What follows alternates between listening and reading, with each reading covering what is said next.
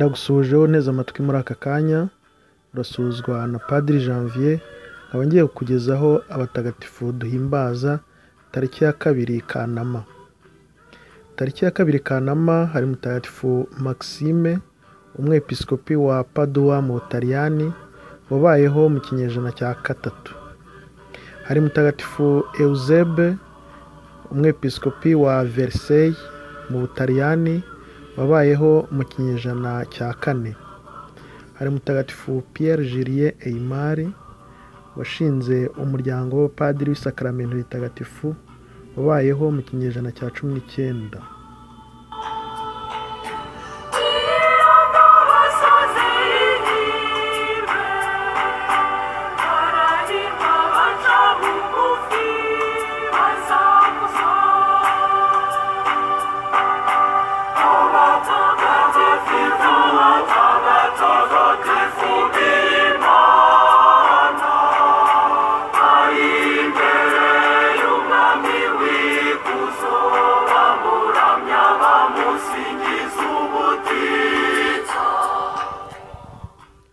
Mutagatifu Pierre Julien Aymar yavukiye mu Bufaransa ku itariki ya 4 Gashyantare mu mwaka w'1811. Avukira ku babyeyi b'abakristo cyane bari batuye mu gace kitaruye umujyi wa Grenoble mu Bufaransa. Ise yari umucuruzi wa butiki. Amashuri ye ndetse na teolojiya yabyize mu bapadiri b'Abaoblat i Marseille aho mu Bufaransa.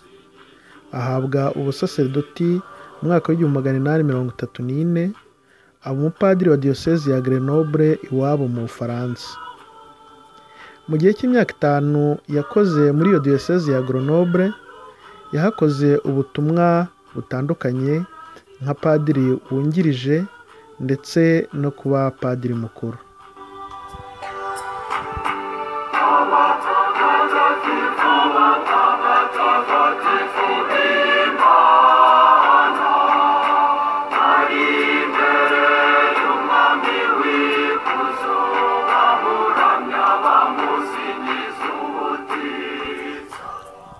Mu mwaka w'1839, Pierre Aymar yagiye mu muryango w'abapadiri ba Maria Le Père Mariste, ahamara imyaka 17, akoranaho ubutumwa butandukanye nko kuba umuyobozi wa roho muri Collège ya Belley ndetse no mu buyobozi bukuru bw'umuryango.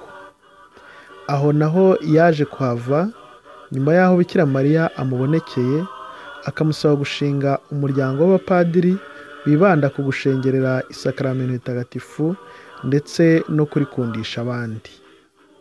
Pierre Julien Aymar yaje gushinga uwo muryango mu mwaka w'1856, ufite ubutumwa bwo guhugurira abandi isakramento ry'Eucharistia binyuze mu gushengerera ndetse no kurikundisha abarayiki. Afatanyije n'abo bafatanyije gushinga uwo muryango, bakoze cyane ubutumwa bwo kwigisha gatigisimu y'Eucharistia ya mbere ku bantu bakuze.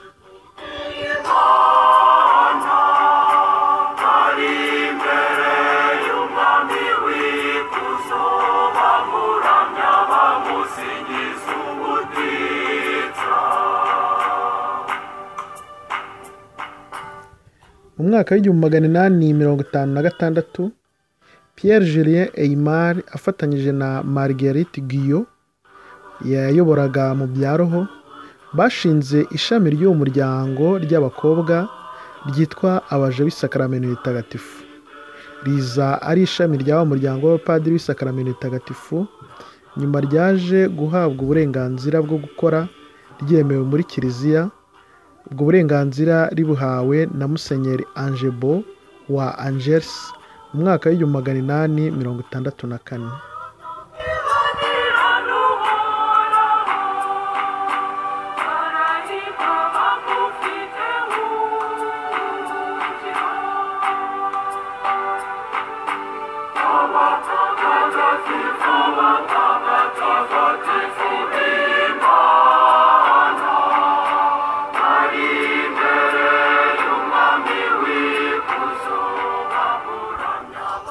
Pierre Julien Aymar yibanze cyane kwigisha ku isakaramentu ry'Ukarisitiya, akabwira abantu ko ari ubukungu bukomeye bufasha abantu guhangana n'ibibazo bahura nabyo, bityo akabashishikariza kumva misa no guhazwa buri munsi.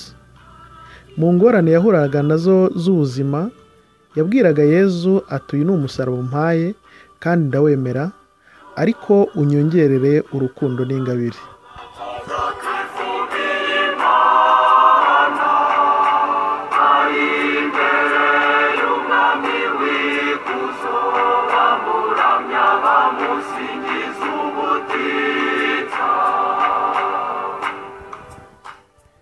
Pierre Julien Aymar yitabye Imana mu mwaka w'1868, apfa afite imyaka 57 y'amavuko.